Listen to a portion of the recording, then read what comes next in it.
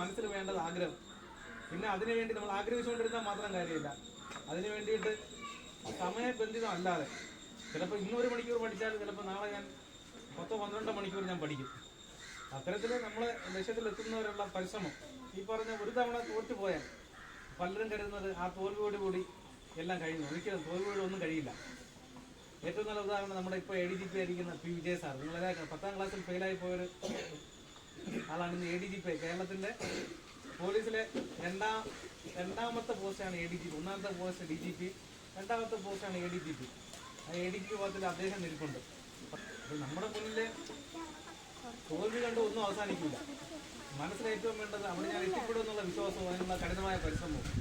എന്തിനായാലും മനസ്സിൽ ഉറച്ചൊരു ആഗ്രഹവും നല്ല പരിശ്രമം ഉണ്ടെങ്കിൽ അവിടെ ഏകദേശം എങ്കിലും എത്തുമെന്നതിനാണ് എൻ്റെ വിശ്വാസം. അത്തരത്തിൽ ശ്രമിച്ചാൽ മതി.